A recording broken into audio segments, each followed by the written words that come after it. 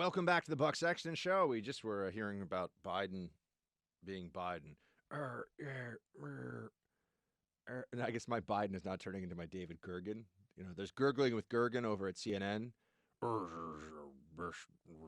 Nixon, Reagan, Ford, impeachment, and Brasher.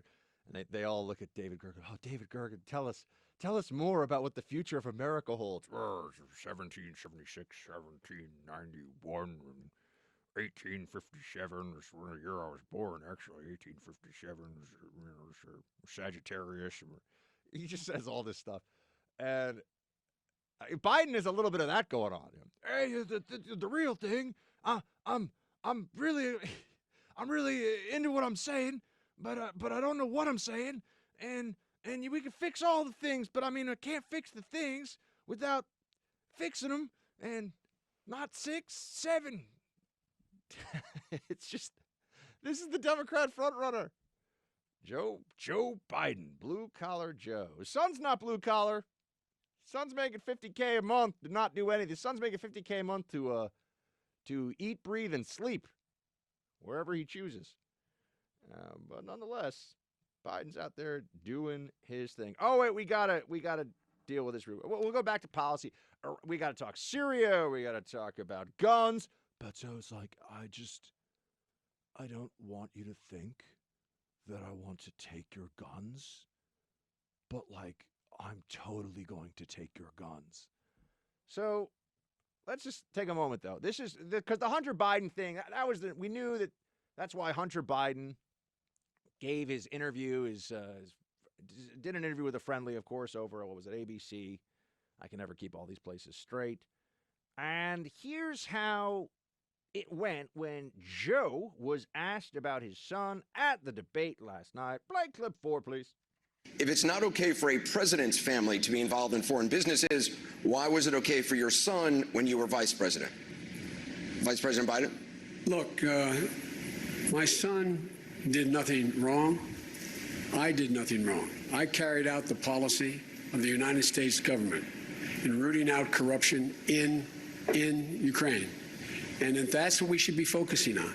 And what I wanted to make a point about, and my son's statement speaks for itself. What I think is important is we focus on why it's so important to remove this man from office. My son's statement speaks for itself. I did my job. I never discussed a single thing with my son about anything having to do with Ukraine. No one has indicated I have. We've always kept everything separate. Even when my son was the Attorney General of the state of Delaware, we never discussed anything. So there'd be no potential conflict. My son made a judgment. I'm proud of the judgment he made.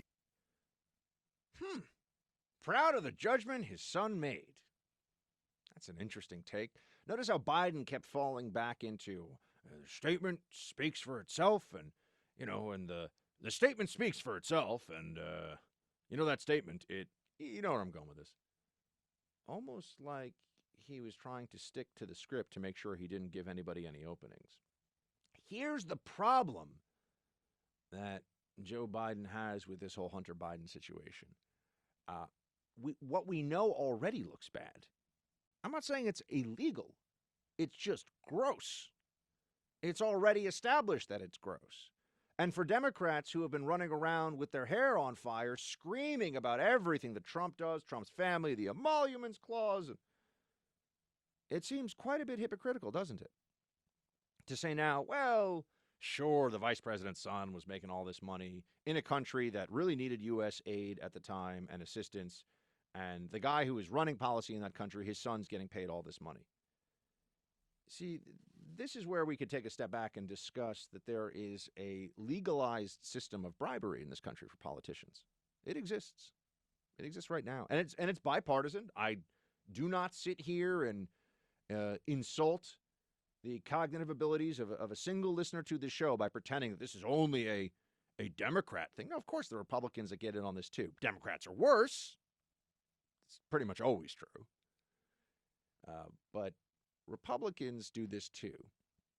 And it's all the different ways that you get paid on the back end of your government service, or paid for your contributions to the national discourse via a book or speaking engagements, all these things. Now, how can you really regulate this? The answer is it's very hard to do so. So I'm not saying that it should necessarily, all these things should be criminalized because, by the way, they would weaponize that against Republicans, the two-tier justice system that we already know we have when it comes to anyone involved in politics in this country. That would be used against Republicans. It wouldn't be used against Democrats, not the same way. But let's just understand that it's gross. For the Democrats complained so much about dark money in politics and the influence of money in politics. But then they turn around and want us to believe that Joe Biden making $10 million, I think it is, since he left the presidency, giving speeches, that doesn't influence. And remember, he's not done. And I think that's a very important distinction. If you're a politician and you've been in office and you're out, and there's no reasonable expectation that you're going to run or be in political power anytime soon, all right, it's America. I'm a capitalist free country. People want to pay way too much money for a speech. That's up to them. But if you're about to run for president and everybody knows that, this is just legalized bribery. And I would need someone to explain to me how the future Mrs. Sexton, when she, my future wife, whoever that may be, when she runs for office and I decide to become a world-class finger painter, world-class, how it is that people with business in front of my imaginary powerful wife wouldn't be able to say, pay me $1 million per finger painting on the theory that I'm just really good at that painting. Now, I know it sounds like a silly example, but this is what Hillary and Clinton and Bill were doing. This is what Joe Biden did. This is what his sons do. Stay away from the quid pro quo, but there's huge amounts of money involved here from people who think you owe them a favor. And there are plenty of ways to deliver on those favors without anyone having to actually give a wink, a nod, and write anything down. None of that. So there's a lot of corruption of the process, corruption of our political process that's right out there in the open. And that's what the Biden thing gets to. I did mention Beto. I want to get to Syria. I got to get to Tulsi Gabbard, and we got a lot of stuff to discuss here today, my friends.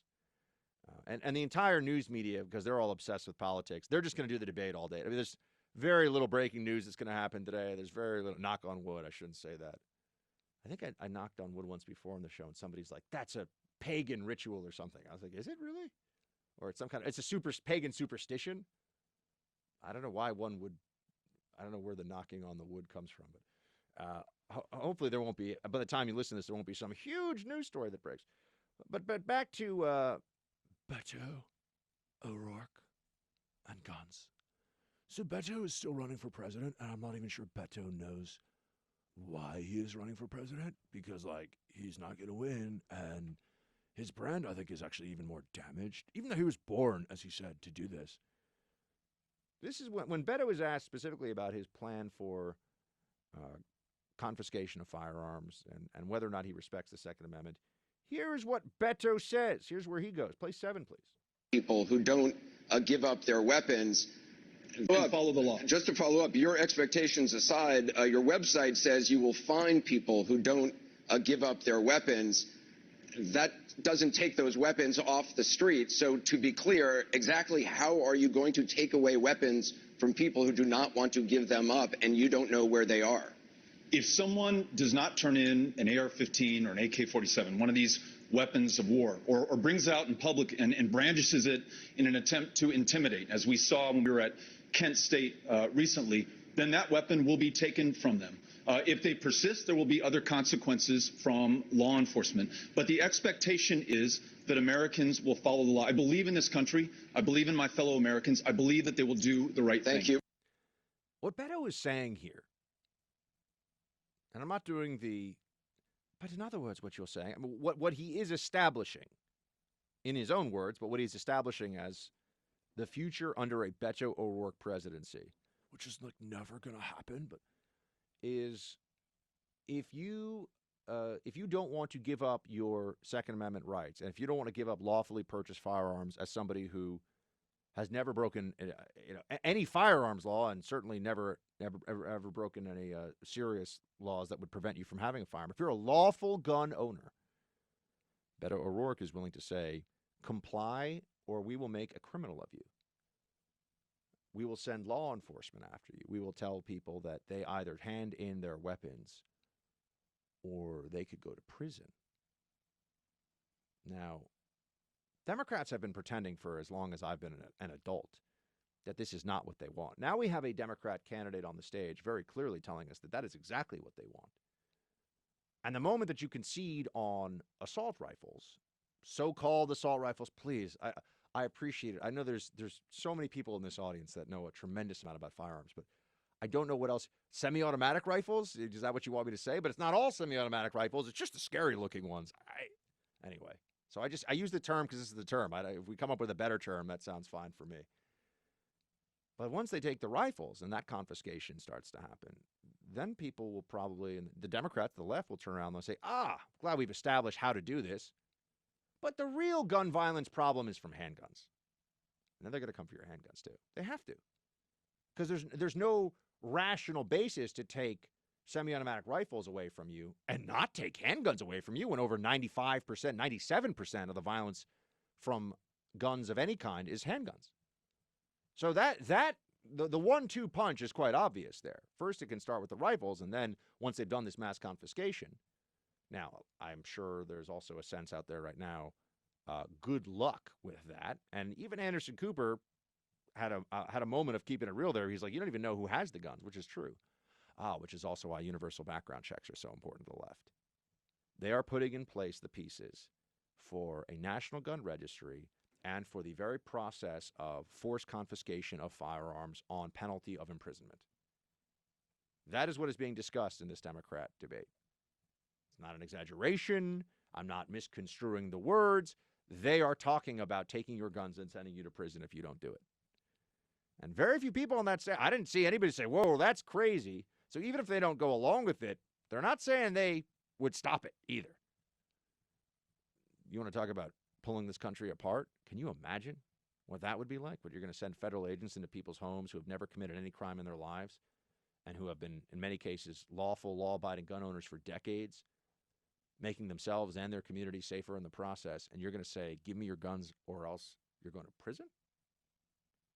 How is that going to work out for this country?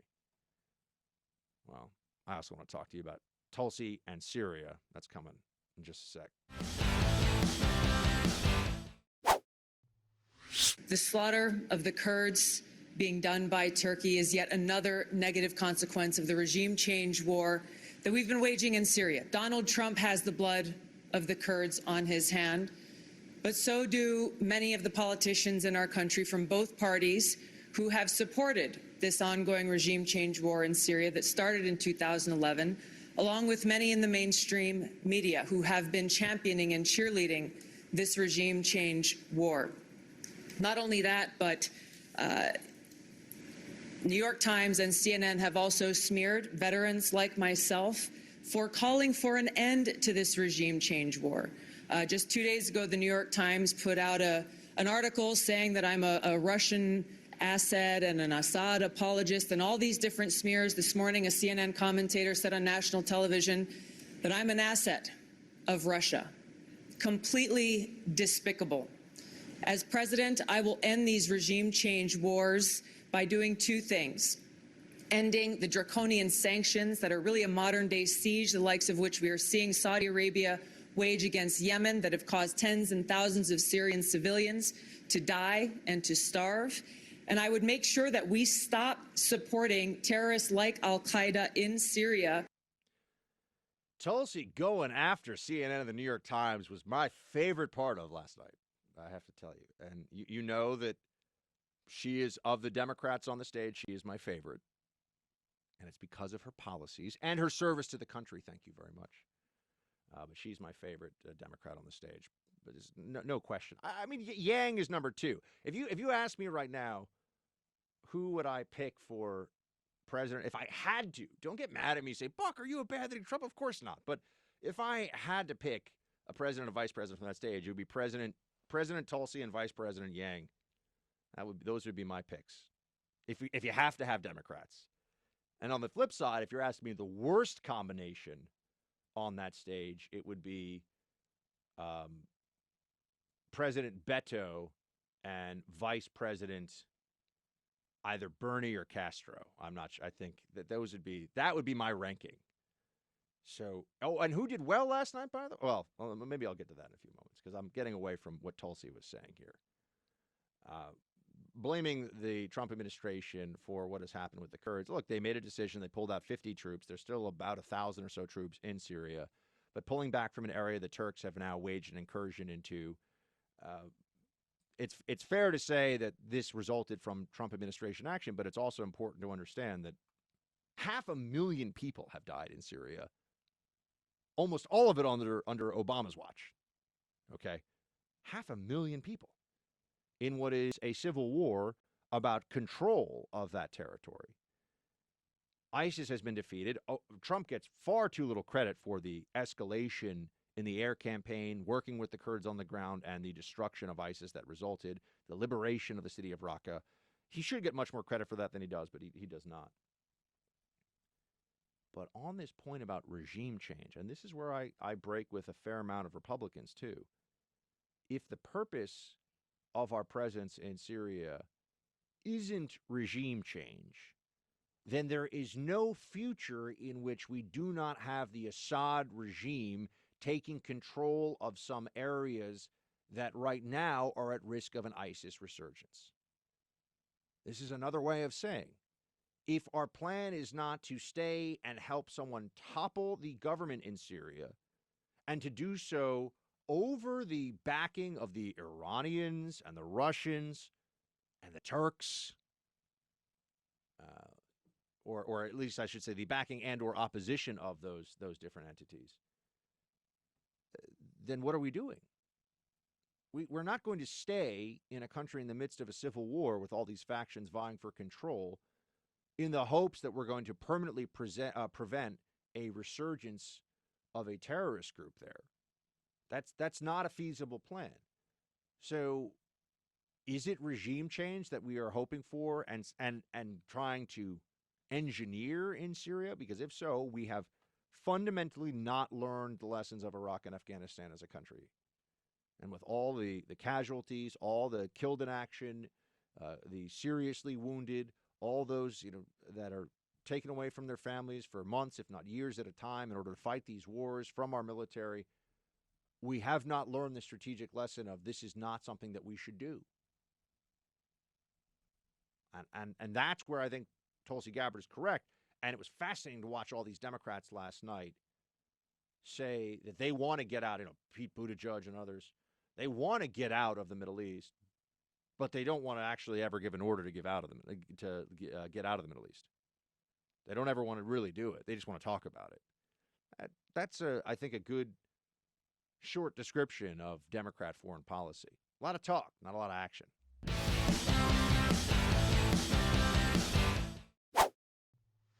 Mayor Buttigieg, like many of your fellow candidates on the stage, you've been calling for an end to endless wars. What's your response on Syria? Well, respectfully, Congresswoman, I think that is dead wrong. The slaughter going on in Syria is not a consequence of American presence. It's a consequence of a withdrawal and a betrayal by this president of American allies and American values. Look, I didn't think we should have gone to Iraq in the first place. I think we need to get out of Afghanistan. But it's also the case that a small number of specialized special operations forces and intelligence capabilities were the only thing that stood between that part of Syria and what we're seeing now, which is the beginning of a genocide and the resurgence of ISIS. Meanwhile, soldiers in the field are reporting that for the first time they feel ashamed of what their country has done. We saw the spectacle, the horrifying sight of a woman with the lifeless body of her child in her arms asking what the hell happened to American leadership. And when I was deployed, I knew one of the things keeping me safe was the fact that the flag on my shoulder represented a country known to keep its word. And our allies knew it, and our enemies knew it. Thank you, Mayor. You take that away, you are taking away what makes America America. Thank you, Mayor. It makes our troops and the world a much more dangerous place. Find me a war that America has fought, Mayor Pete, And I will find you people that eventually in that foreign country were left in a very unfavorable position, allies that had to fight it out on their own. Just go down the list. Whole countries, millions of people condemned to fanatical regimes to continue to live under them. Find me a war. I'll give you the look what happened in Vietnam. Look what happened in the Korean War. Look what happened in the first Persian Gulf War. Oh, yeah. Didn't work out so well for the Kurds or the Shia Muslims in the South then, did it? Now you can say, Buck, are you justifying all this? I'm not justifying. I'm just saying this is reality. We can't stay forever and say that everything is going to be okay and do all of the necessary fighting and dying for other countries. We can't do it. We don't want to do it. It's not our place to do it. And to say that the slaughter that's going on, I mean, first of all this, the hysteria around what's going on in northern Syria, is it bad? Yeah, it's bad. I've been into the Syrian refugee camps. I've looked into the eyes of people who have lost their whole families, who have watched loved ones gunned down by either jihadists or Assad thugs or both. So I'm well aware of the pain and misery. This has been going on for now 7, 8 years. You have over 500,000 people dead, and all of a sudden the media acts like a huge war just started and genocide just happened. I mean, there's been mass atrocities. Chemical weapons have been used. Obama didn't do anything about the red line. You want to talk about keeping your word? What about that? The President of the United States said, if you cross this line, Assad, if you use chemical weapons, we will rain fire and fury down upon you. And then Assad did, and nothing happened. What do you think happened after that? The Assad regime felt like, okay, well, we don't have to worry about the international community and the United States or anybody else doing anything to really stop us, so we'll do whatever we want now. How many people died as a result of that? How much blood is on Obama's hands because of his unwillingness for political reasons to enforce the red line in Syria? Did you ever hear anybody who took the position that Barack Obama is responsible for dead bodies, specifically personally responsible for dead bodies in Syria? I mean, you might have heard some people say it, but you definitely didn't hear any Democrats. You definitely didn't hear any mainstream media outlets making that claim. And we should ask why. And we should ask, why is it that the events of the last few days, which as a percentage of casualties in Syria are a fraction of what has actually happened, tiny fraction of what has actually happened there, is getting more outrage from the media and more outrage from a lot of Republicans than anything that happened over the course of a horrific civil war that the Obama administration simply had no idea how to, never mind how to handle it, they just kept making it worse. We were arming jihadist groups in Syria. That happened. Under the Obama administration, that happened. We could sit around and say, oh, but they were trying to work with the anti-Assad resistance. And okay, yeah, but we were arming jihadist groups. The Pentagon's program to build a fighting force that we could count on of Sunni Arabs in Syria is one of the great debacles you could ever read about. I think they spent $500 million and had a total of 3 fighters who were combat ready by the end of it, who didn't defect to Jabhat al-Nusra or the equivalent of what is Al-Qaeda in Syria, who didn't join the Islamic State, give all their weapons, or just join them and fight with them. It was a handful of guys, based on the reporting back then when it was all going on. Hundreds of millions of dollars. That was the Obama administration. Calling for a political solution. I heard more Democrats saying that last night. We need a political solution to Syria. Yeah, what's that going to look like? Assad in charge or Assad not in charge? There's only 2 options here. It's binary. Does anyone really think that there is a future in which Assad goes, yeah, you know what? I fought the most vicious and bloody civil war in quite some time, but I've decided that, maybe I should allow for democracy now and the rights of the people to flourish and all the rest of that. No one thinks that's going to happen. But the way that they're criticizing this president on Syria, given what his predecessor handed him and what has really gone on in Syria, just goes to show you there's no intellectual integrity, no intellectual honesty when it comes to foreign policy criticism. It's all just used now as a weapon, a bludgeoning instrument against the Trump administration. That is what they do. And if you wanted to hear from somebody who really has no idea what the heck is going on, and just, I think he has to even wonder why he's on that stage last night. Julian Castro spoke about Syria and there was a mention of the border last night. Here is what Castro had to say. Well, I mean, you asked the question of how are we going to get people to trust us again? The first thing is we got to boot Donald Trump out of the Oval Office so that people will trust us again. I also want people to think the folks this week that saw those images of ISIS prisoners running free, to think about how absurd it is that this president is caging kids on the border and effectively letting ISIS prisoners run free. He has made a tremendous mistake, a total disaster there in Syria.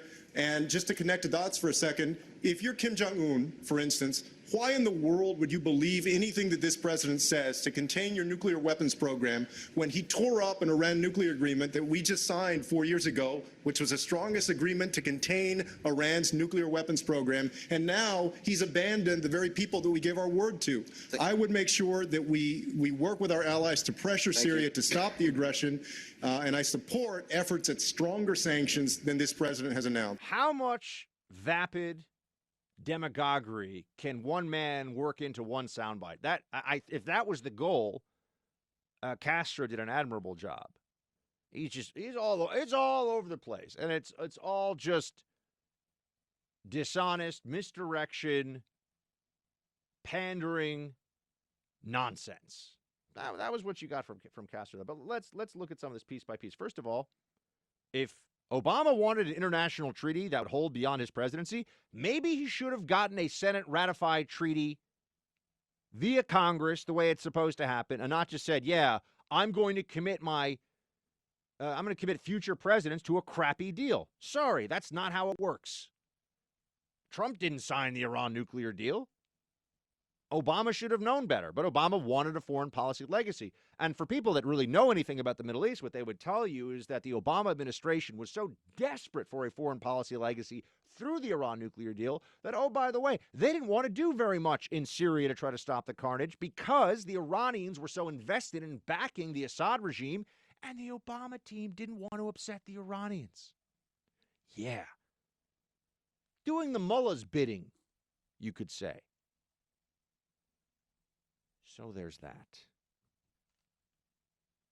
On this point about kids in cages and the comparison of that to what's going on with these ISIS detainee facilities, does anyone really what do they think is going to happen to these ISIS detainees? Who's going to take them in? Because you're really only going to have two options. I mean, if the Assad regime takes them in, you're probably going to have people being tortured and killed, or the Assad regime will decide to let some of them loose, but for a whole bunch of different reasons.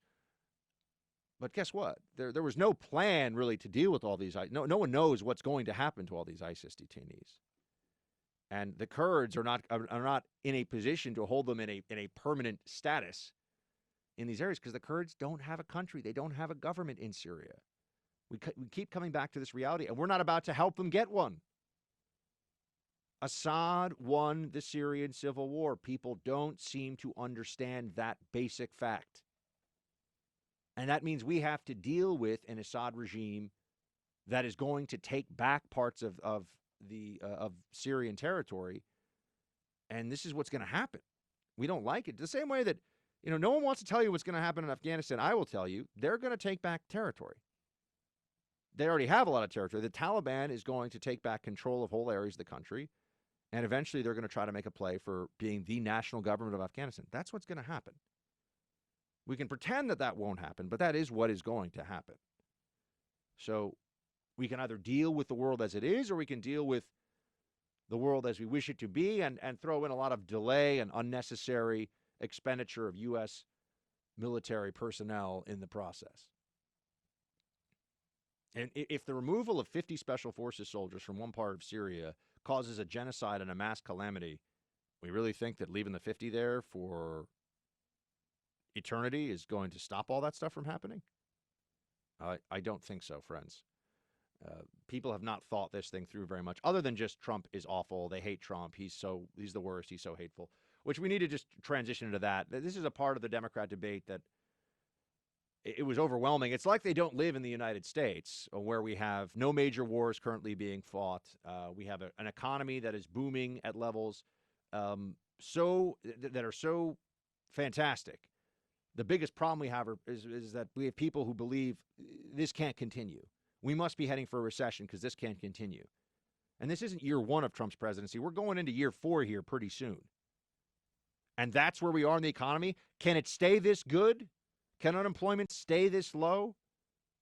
Those are our fears. And the Democrats make it sound like we're living in some Mad Max dystopia where tens of millions of people have no health care, no access to health care. People can't pay their bills, and it's all terrible and horrible. And no, that's not reality. But if you really think that the single most important factor in life is whether Trump is president or not, because you just hate Trump so much, well, then I guess it is a bad time, because not only is Trump president, looks like he may stay the president for quite some time. You had to watch last night's debate and think to yourself, if you watched it, or you can just listen to me talk about it, and you think to yourself, it all makes sense now. They know that they can't rely on the electoral process to defeat Trump. Not with this clown car of candidates that they've put forward. The reason that they have this, in case of emergency, this backup plan, this plan B of impeachment / some legalistic offensive via Congress against the president in an election year, is because they know that the American people have to look at these, the ones who are at least open-minded about who they're going to vote for, not the hard left that think the world's going to end in 12 years. Democrats could tell those people anything and they'd believe it, and they'd vote for any Democrat. But independents, undecideds, persuadable voters, they have to look at this Democrat field and think, these people are just unserious. These people are not worthy of a transfer of power through our election process. I think I'm going to stay with what's working right now. Democrats are terrified about that. And that's also why think about the repudiation of the political establishment that came from Trump's first election victory. And now, how exactly would Democrats describe, or how would they feel about things if there was a further repudiation of the political establishment, the elites, through a Trump, and really a ratification of Trump's 2016 election with a re-election? They would melt down. I mean, it would be like the Wicked Witch of the West when water is thrown on her. I mean, they would just melt. I talked about it yesterday. I tweeted out a couple of responses to people not understanding, my knowledge of where it came from my brain and for me learning from the situation. I'm talking about it now, and I won't talk about it again because I'll be cheating my teammates by continuing to harp on something that won't benefit us, trying to win a championship, because that's what we're here for. We're not politicians. I think it's a huge political thing, but we are leaders, and we can step up at times, but there's times where I'm not saying in this particular instance, but, if you don't feel like you should speak upon things, you shouldn't have to. We don't know the landscape of the situation. If a week would have went by and then the tweet would have happened, it's easy to say, but we have no idea. So, it was a challenging trip for all of us that was in China, and if you were not there, then you just can't relate. It shouldn't be that challenging, Mr. LeBron James. You don't have to weigh in on anything political, but if you're going to weigh in on politics a lot, as LeBron James and other NBA superstars do, if you're going to have very clear political opinions that you use your platform as a professional athlete to share on a whole bunch of issues, and then you choose to call out somebody else in the NBA who speaks out on an issue that is very politically contentious and very important, people are going to criticize that, or they're going to be able to criticize that if they disagree with you. It's really not that complicated. LeBron seems to think that I think for LeBron, really, this is the first time that he's ever experienced speaking out on an issue and having anything happen other than his brand expand and his endorsements become even more lucrative. And the people that he views as his main fans and supporters thinking that what LeBron said was fantastic. It was pretty widespread. Oh my gosh, did he really just throw Maury under the bus for speaking out in favor of the protesters in Hong Kong? How could he do that? And now today, he didn't really apologize. He didn't walk it back. He certainly didn't speak out in favor of the Hong Kongers who want basic human rights and basic human freedom. Instead, he decided to just say, yeah, it's been hard for us. It was a little self-pitying, a little pathetic, actually. But I think we can just leave it there, because the good news is I don't give a you-know-what about what LeBron James thinks about Hong Kong or anything in politics, to be honest.